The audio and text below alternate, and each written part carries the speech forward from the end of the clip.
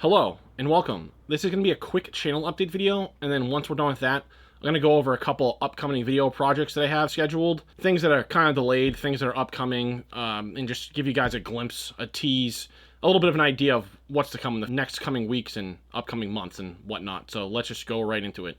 To start things off, let's go over this AVES Mac 11 upper from the previous video. Now, AVES or AVES, I'm not really sure how to pronounce their name.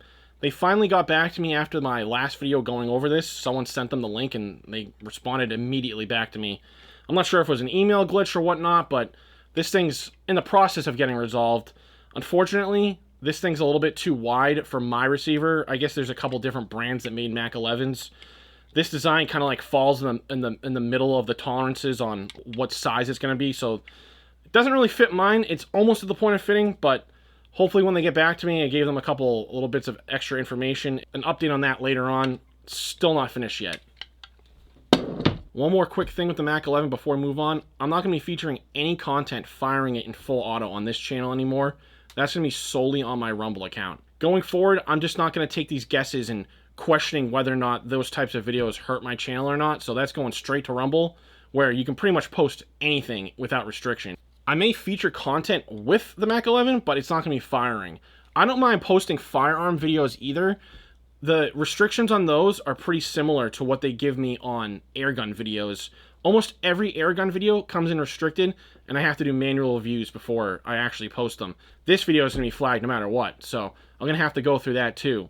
But it's more of a hassle than it's worth, and I'm not questioning whether or not it destroys my channel. So Rumble for that stuff. I might show firearms in semi-auto, but they won't be in full auto. All that good stuff will be on Rumble. Now, the same question, I'm going to try and do full auto on air guns because my Blitz video, one of my best videos, is cleared with YouTube. They didn't restrict that in any way, and I have absolutely no idea why or how, because I have other videos with the Blitz, and they all got restricted. Well, I can't say all of them, but the majority of them got restricted, so we'll see what happens and go from there. Speaking of full auto air guns, we have the Blitz out.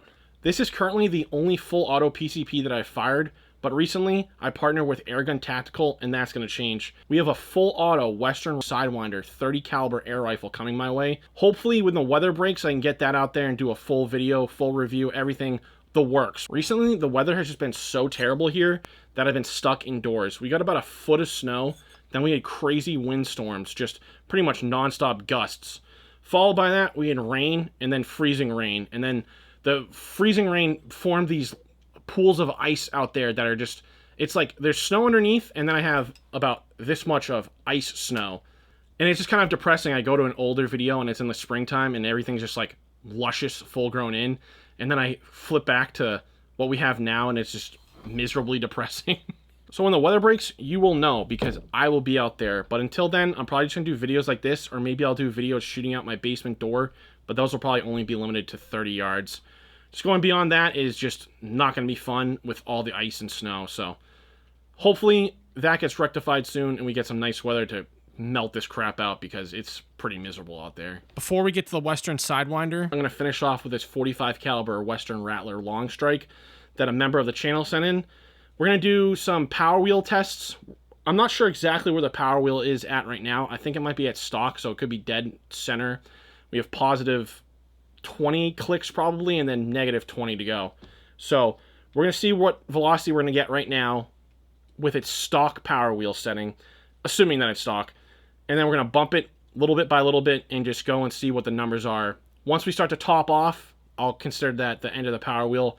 Then we're going to go equal amounts down, so we go back to basically starting point, and then we'll go negatives and see how low this goes and the least amount of velocity on the power wheel. That's basically just going to be the basis of that video. It's going to be very simple. It's just data collection. The next PCP I have lined up for a project in the future is the Umarex hammer. Now, a member of the channel, a fan, someone I correspond with, I'll call him Mr. G. He sent in some of his slugs. These things are pretty interesting. Now, we have this boat tail slug, and then I believe that's pretty much just like a 22 blank, essentially. There's no round in it, just powder. And you can imagine what that's going to do when it hits something. So these should be pretty fun to use.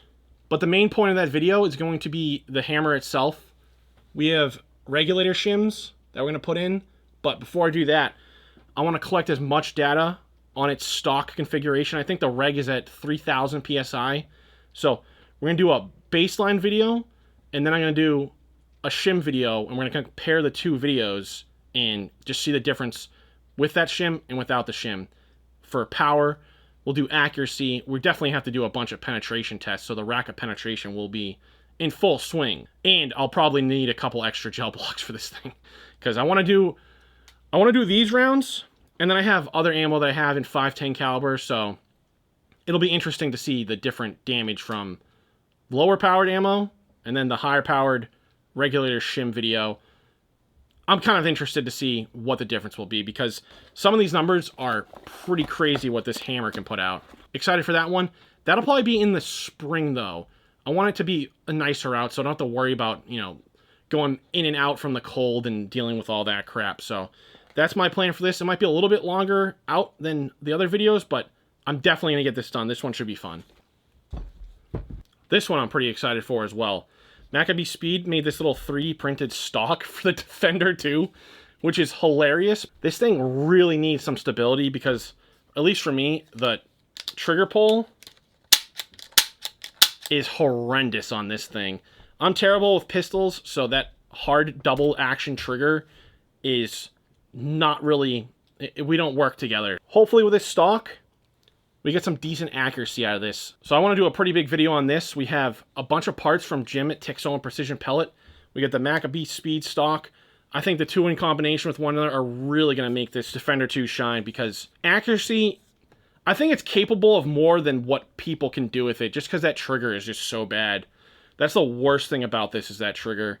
But with that stock, it should make things a lot simpler, and accuracy should, you know, pretty much go through the roof. We'll be doing Texas stars and whatnot. I want to see how fast I can manipulate loading and firing it and whatnot, because when you have two shells in there, or two cartridges, sometimes when you fire it, the top one will go off, and it'll simultaneously set off the second one as well. That video should be a lot of fun. When you can pull something off with this, it's just, it makes me smile when you just absolutely, you know, drop a star like crazy. It's kind of empowering when you're doing it with a Defender 2. So that should be a lot of fun. Up next, the AEA Harpoon. I've had this out, I think, 3 or 4 times now. 45 cal, 50 cal, 72 cal. Maybe I only had it out 3. Now, I have 510 caliber barrels from Jim at Tixo and Precision Pellet. I want to swap those out for the 12 gauge. We also have the Maccabe stock again. This thing has been really helpful for stability. Once again, I'm not the best with the pistol. The triggers on this are way better than the Defender, so you can kind of get away with it. On this, though, I want to swap out these barrels for the 510 caliber. Those are pretty much like a custom, I think there's like 3 barrel sets total. Those aren't available to the public. I want to see how well those do. But we also have some extra parts. Tom at Bluegrass Big Bore is going to send out a bunch of different accessories for this. Not that there aren't 18 trillion of them already, but we have even more. So that should be a really interesting video. We should be getting some extra power out of this, and I think one of the setbacks, not really a huge setback, but when you're shooting higher grain ammo, I think the power on this is a little bit too low for that higher grain stuff. Something around the, you know, 200, 250 grain area, that is probably what I prefer. When you get to the 72 caliber and the slugs are 300, 400 plus grains, I don't think this thing can really handle it, but maybe we'll retry those in this and see how they work with the extra power from the new cartridges. That should be an interesting one as well.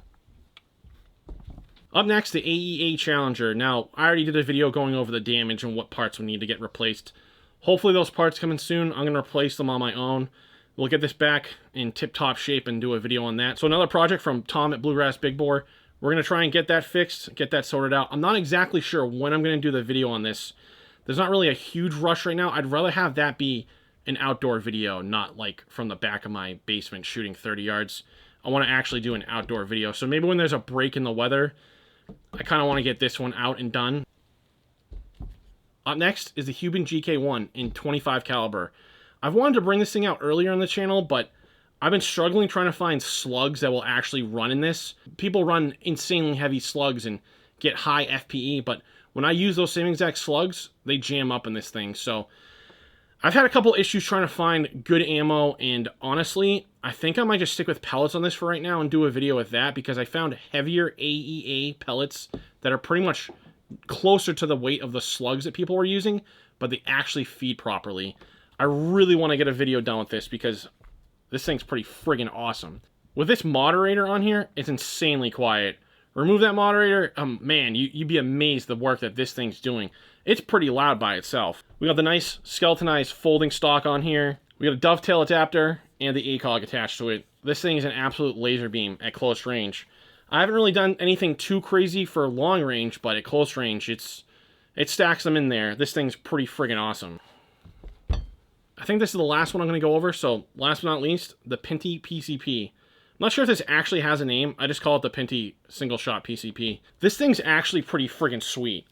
I had no idea that this came with a cricket regulator. If you buy just this regulator itself, I'm pretty sure this one goes for $100. For a $280 price tag, 100 of that is just the reg. This thing is insane.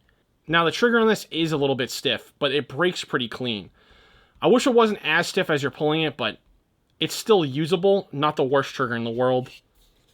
When you're cocking the gun, sometimes it's a little stiff right now. I think I might need to lube it up. So before I even complain about that right now, I'm going to go and see on my end if I need to do anything. But when I first got it, it was pretty smooth, relatively smooth. But right now, it feels almost like it's being held back, binding a little bit.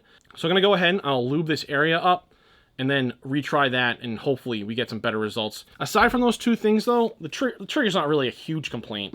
If it was on a pistol, it'd be a little bit worse, but since we have a stock, it's not nearly as bad. I can get away with a crappy trigger as long as I'm using a rifle, something that I can actually stabilize. My only other complaint on this is I think there's just a little bit too thick of material. I think they can cut that down a little bit and reduce some of the weight.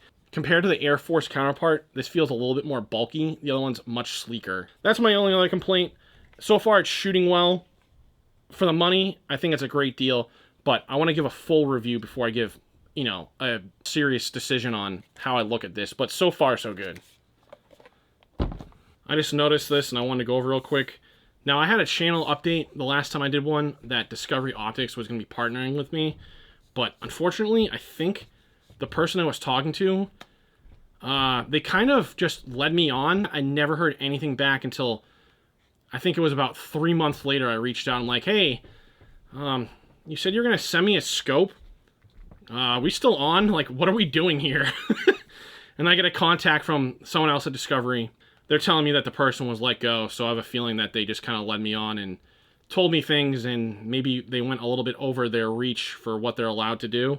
But we do have this other Discovery Optics scope that I want to bring out. What is the exact model? This is the HD Gen 2 5x30x56 from Discovery Optics. Now, this thing's very similar to an Arkin optic. I like the Arkin optic, so naturally I like this because it's pretty much the exact same thing. And depending on the price, there's sales and whatnot that go on. So you could technically, I think, the Arkin at some point might be cheaper than this, but usually I think these are cheaper. So for the money, it's a pretty good deal. And compared to, like, say, glass from Japan on the higher end scopes, this could be half to a third of the price of a higher end scope that has the same capabilities. The glass on this is incredibly clean. My only complaint, though, is the weight. Same with the Arkins. Without even having the rings set up on this, I want to say this is close to 2 pounds, which, if you're bench rest shooting, it doesn't really matter too much. If you're offhand shooting with this, say if I was using that Pinty PCP, this thing is going to weigh pretty much half the amount of the gun in itself. And the gun's pretty light, but adding that much weight makes it feel way more impactful on it versus a light and nimble setup where you can, you know, not nearly struggle as much having to deal with the weight. This might not work on offhand as well. Granted, you can't get away with it. It's more of like a bench rest shooting. It's a great scope, though. I love these scopes. They're just, for the money and all the features it has, the clarity on this, it's hard to beat. Happy that Discovery Optics got back to me because I do like their scopes and I like working with them. That was kind of an interesting scenario. I think that person just led me on. Other than that, can't really complain. So I guess that'll finish up my channel update and future project video. I hope you enjoyed, and I'll see ya.